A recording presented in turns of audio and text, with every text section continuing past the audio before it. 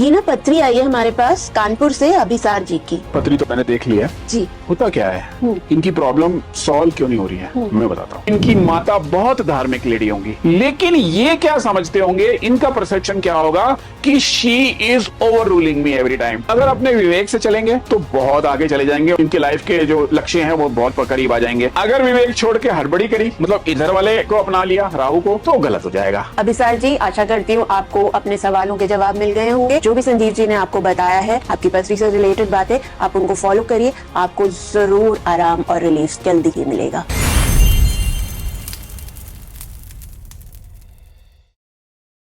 ये ना पत्री आई है हमारे पास कानपुर से अभिसार जी की। 36 साल के हैं और इन्होंने ना अपनी लाइफ में कह रहे हैं कि बहुत ज्यादा प्रॉब्लम्स फेस कर रहे हैं और कुछ लोगों ने, पंडितों ने इनको राहु केतु शनि इससे रिलेटेड जो है वो रेमेडीज करने को बोली है। इन्होंने सब कुछ कर दिया है, लेकिन उनके मतलब करीब 5-6 महीने से वो बोल रहे हैं कि इतना ज्यादा खराब स्थिति में वो हैं और ज्यादातर जो है जो बहुत ही ज्यादा नेगेटिव असर उनको मिल रहे हैं।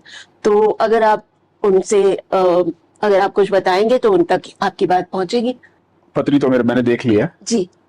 होता क्या है, इनकी प्रॉब्लम सॉल्व क्यों नहीं हो रही है मैं बताता हूँ जी। जिस तरह की ये फीलिंग्स इनको हो रही होंगी, डिप्रेशन, एंजाइटी, घबराहट, बहुत ज्यादा चेंजेस कर रहे होंगे लाइफ में। हाँ, बहुत उन्होंने लिखा है कि मतलब बहुत ज्यादा, हद से ज्यादा चेंजेस हो रहे हैं एंड एज आई सेड कि बहुत ज्यादा नेगेटिव चेंजेस हो रहे हैं।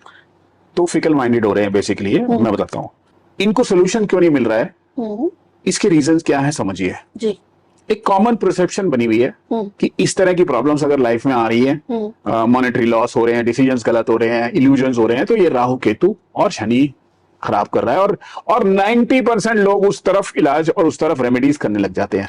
सबसे खतरनाक प्लैनेट हमारी पत्री में चंद्रमा होता है और ये इस पत्री को एनालाइज करके जब हम एंड में पहुंचेंगे तो ये उनको भी समझ में आ जाएगा और उनको ये भी समझ में आ जाएगा और सब दर्शकों को भी समझ में आ जाएगा कि हमें पत्री में क्या क्या देखना चाहिए।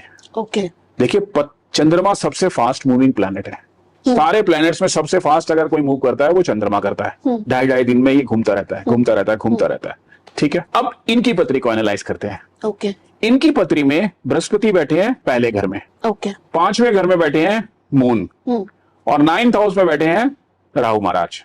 तो ये त्रिकोण बन रहा है। बृहस्पति का चंद्रमा से डायरेक्ट कनेक्शन हो रहा है। पहले उसको अंडरस्टैंड करते हैं जी। जब भी बृहस्पति का मून से कनेक्शन होगा तो ये भी धारणा बनी हुई है कि वो आदमी को नेगेटिव इफेक्ट्स ही देगा, उसको बहुत ज्यादा परेशान करेगा, उसके डिसीजंस ऑनर नहीं होंगे, उसकी लाइफ में प्रॉब्लम आएंगी। ये जनरल परसेप्शन है। ओके। लेकिन ये भी गलत है। सबसे पहले हमें ये देखना है कि ये कंजंक्शन है क्या, इस कंजंक्शन का कर्मा अलाइनमेंट क्या है, इसका हमारी लाइफ पे क्या इफेक्ट है और हम इससे पॉजिटिव क्या निकाल सकते हैं। जब ये चीज समझ में आ जाएगी ना, तब ये सारी प्रॉब्लम सॉल्व हो जाएंगी। रेमेडीज तो बिल्कुल बाद की बात है। ओके। देखिए, बृहस्पति बैठे हैं फर्स्ट हाउस में, देवगुरु हैं, ज्ञान के देवता हैं। यहां बैठे हैं चंद्रमा, ये हमारे मन के कारक हैं, हमारे इमोशंस है। ठीक है, ये बृहस्पति का ज्ञान और ये इमोशंस जुड़ गए। अब इसका पॉजिटिव साइड देखते हैं जो इनकी पत्री में बिल्कुल सच। आप इनसे इस टेलीकास्ट के बाद इनसे पूछिएगा। ओके। इस व्यक्ति के साथ सबसे बड़ा पॉजिटिव पॉइंट क्या होगा कि इनकी माता एक बहुत ही धार्मिक लेडी होंगी। अच्छा। बहुत धार्मिक लेडी होंगी। जब भी बृहस्पति और 5वें स्थान में चंद्रमा आएंगे माँ के स्थान में, तो इनकी माता बहुत धार्मिक लेडी होंगी। ओके। लेकिन ये क्या समझते होंगे, इनका परसेप्शन क्या होगा कि she is over ruling me every time. मतलब कि मेरी माँ दूसरों की मम्मी से अलग है। ओके। मुझे फ्रीडम नहीं देती हैं, जबकि वो चाहती हैं इनके लिए सबसे ज्यादा श्रेष्ठ ज्ञान, जीवन में श्रेष्ठ करना। वहां पे हमारा कर्मा कभी कभी बिगड़ जाता है और हम अपनी माँ, जो माँ का कर्मा अलाइनमेंट है ना, चंद्रमा का, सब में आपके घर में आपकी माँ है जी, वो आपको इस कंडीशन में, बृहस्पति और चंद्रमा वाली कंडीशन में, ये जो युति बनी हुई है, इसमें वो आपको श्रेष्ठ ज्ञान देना चाहती हैं। ओके। वो आपकी लाइफ को एक ऊंचाइयों पर पहुंचाना चाहती हैं।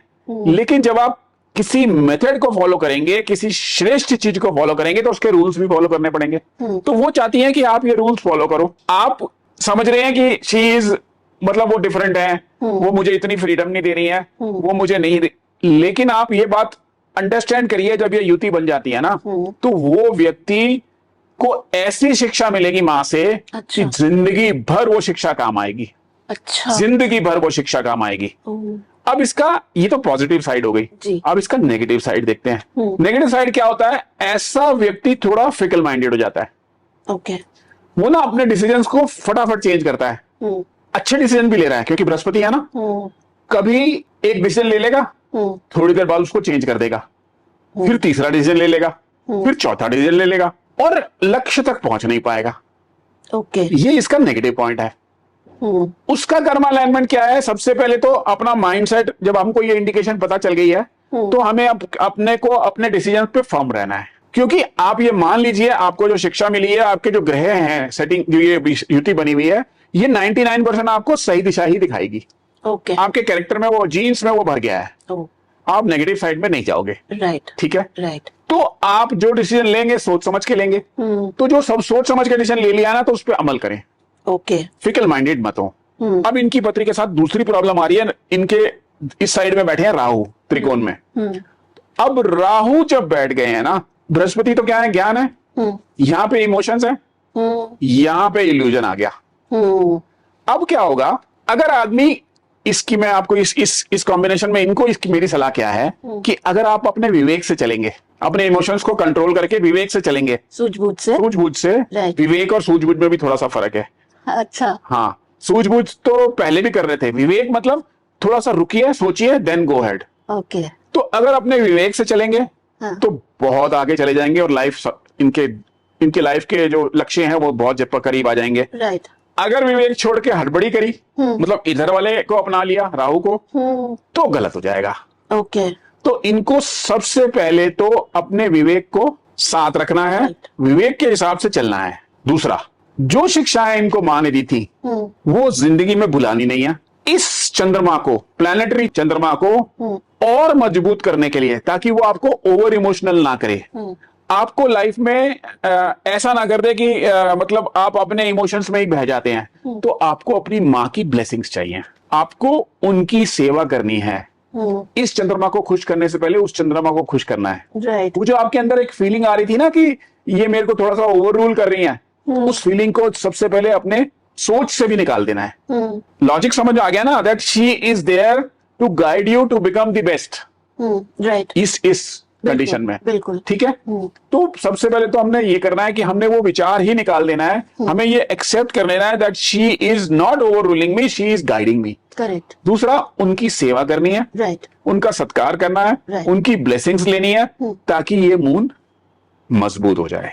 इल्यूजन्स में नहीं पड़ना है, हड़बड़ में नहीं पड़ना है। हड़बड़ी में इनको जिंदगी में डिसीजन नहीं लेने हैं। अब आ जाता है रेमेडीज पार्ट।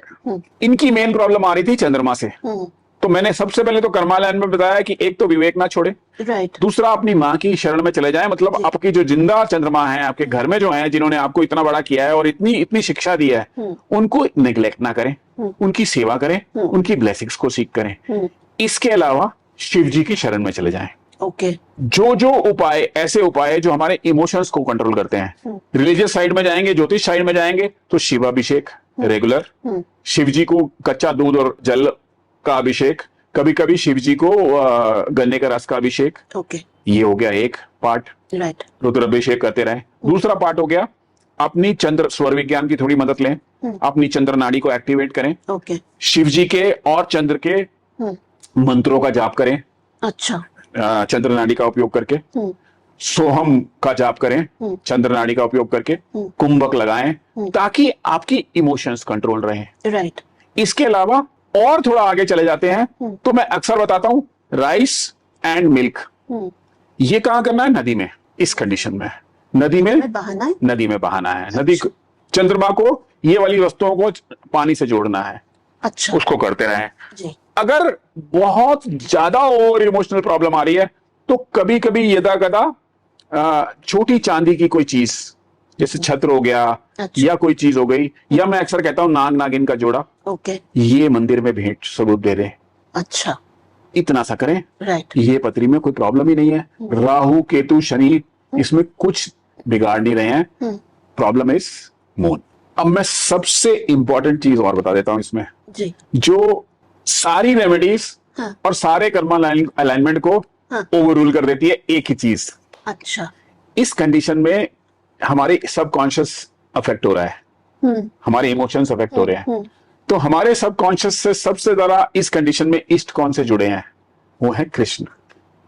कृष्ण। यस। अच्छा। हमारे इमोशन अगर हम 10 सारे सबको देखें हाँ। तो सबसे ज्यादा कृष्णा कॉन्शियस जिसे बोलते हैं, हाँ। सबसे ज्यादा इस कंडीशन में किससे जुड़े हैं हमारे सबकॉन्शियस से? वो है कृष्ण भगवान। ओके। तो ऐसी कंडीशन अगर पत्री की बन रही है, हाँ। ये वाली कंडीशन जिसमें या तो युति बन गई है या फिर 1 5 9 की कंडीशन में आ गए हैं, तो हमें कुछ नहीं करना, ऐसे व्यक्ति को कृष्ण भक्ति में लग जाना है। अच्छा। अपनी कृष्णा कॉन्शियस को जगा देना है। ओके। खूब कृष्ण के भक्त वो भजन करें, इस्कॉन टेम्पल में जाएं या जहां उनकी इच्छा होती है, जहां पे कृष्ण जी का नाम जपा जाता है मन से, खूब डांस करके, खूब हंस के, खूब मतलब जिसे कहते हैं ना, एक एक भक्ति होती है बड़े शांत स्वभाव वाली भक्ति। कृष्ण जो है उनको पसंद है दूसरी साइड। हाँ, म्यूजिक डांस, एक एक बहुत मतलब जिसे कहते हैं ना खुशी का माहौल। करेक्ट। एक हर डेटे की एक भी तो पर्सनालिटी है ना। हाँ जी, हाँ जी। तो he is like that only. Right. तो जब ये इस पत्री वाले हाँ। इस भक्ति में लगेंगे ना जी। तो फिर उनकी इमोशनल कंडीशन दूसरी इंप्रूव होने लग जाएगी। Day by day he will feel betterment, he will feel better things coming into his life. वो कोई जादूगरी नहीं हो रही है, उनकी कॉन्शियसनेस, उनका जो अंदर जो भर गया था ना वो निकलेगा जब वो हरे राम हरे कृष्ण और राधे और मतलब बिल्कुल डांस करेंगे। हाँ, मृदंग की ताल पे सब कुछ बाहर आएगा, वाइब्रेशंस चेंज होंगी, बॉडी की ऑरा चेंज होगी। वो इसके पीछे भी बहुत बड़ी साइंस है, इसके पीछे भी बहुत बड़ी साइंस है। जी। और किसी हनुमान जी में थोड़ा सा होता है, इसके अलावा और कोई ऐसा देवता नहीं है जिसमें इतना पैरेफेरिया बना के म्यूजिक डांस एवरीथिंग, मतलब एक बहुत वाइब्रेंट एनवायरनमेंट क्रिएट किया जाए। Vibrant environment, yes, that is Krishna, highest level of Krishna consciousness वो कृष्ण की भक्ति में की जाती है। तो उसका लॉजिक भी वही है, आप अपने आप को भूल जाएं 10 मिनट के लिए, 15 मिनट के लिए। This is also sort of meditation where you forget everything. Correct. You just forget everything for next 30 minutes. Connecting and you are not even nothing. No, आप उस environment में आ गए, उस aura में आ गए, where everybody is dancing, everybody is enjoying, everybody is connecting to Krishna. Right. और Radha. Right. तो वो 30 मिनट ऐसा डीप मेडिटेशन है जो आपके चंद्रमा को, आपके इमोशंस को हील कर देता है। Right. ये इसके लिए सबसे बेस्ट है। मतलब मैंने जो अभी तक बताया ज्योतिष से कनेक्टेड था, ये हमारे सनातन से कनेक्टेड है। तभी मैं बार बार बोलता हूं, सनातन में बहुत सारी ऐसी चीजें दी गई हैं जो ज्योतिष की नॉर्मल रेमेडीज से बिल्कुल सेपरेट है। लेकिन you can take their help to heal you. बहुत सारी ऐसी चीजें हैं जो सनातन का पार्ट है। लेकिन ज्योतिष में भी, रेमेडीज में भी बहुत काम आती हैं। तो इस पर्टिकुलर इसमें this is the best solution I can suggest, और मैंने उसका लॉजिक भी समझा दिया। जी। तो आपने बताया एक तो कि माँ को ये ना समझे कि माँ आपको ओवर पावर कर रही है, माँ आपको गाइड कर रही है। दूसरा आपने कहा कि माँ की सेवा करे, माँ का आदर सत्कार करे। तीसरा आपने शिव जी की शरण की बात करी, शिव जी को रुद्राभिषेक, और साथ में आपने कहा कि चांदी की कोई चीज अगर आप रेमेडियल पार्ट भेंट स्वरूप मंदिर में आप दे। और फाइनली आपने सबसे अच्छी बात जो कही कि आप कृष्णा के साथ, कृष्णा की कॉन्शियसनेस के साथ आप कनेक्ट हो जाइए और अपने आप को उस अल्टीमेट हैप्पीनेस का पार्ट बनाइए। उससे अभिसार जी की जो प्रॉब्लम्स है बहुत हद तक खत्म होने लगेंगे। डेफिनेटली मतलब आप इस चीज को नोटिस कर लेना, लीव अपार्ट दिस पत्री जी, जो भी बहुत हायर लेवल पे कृष्णा कॉन्शियस से जुड़े हुए हैं ना, they are happy from inside. Correct, very they are happy from inside, very true. And that is the reason हम जो सोचते हैं, जो हम अंदर से लेके आते हैं ना बाहर, देयर आर 2 वेज, बाहर से अंदर लेके जाना, एक अंदर से बाहर लेके आना। जी।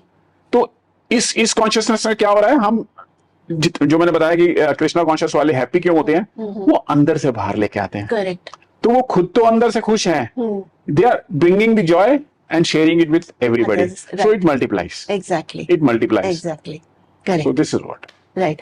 तो अभिसार जी, आशा करती हूँ आपको अपने सवालों के जवाब मिल गए होंगे, और जो भी संदीप जी ने आपको बताया है आपकी पथरी से रिलेटेड बातें, आप उनको फॉलो करिए, आपको जरूर आराम और रिलीफ जल्दी ही मिलेगा।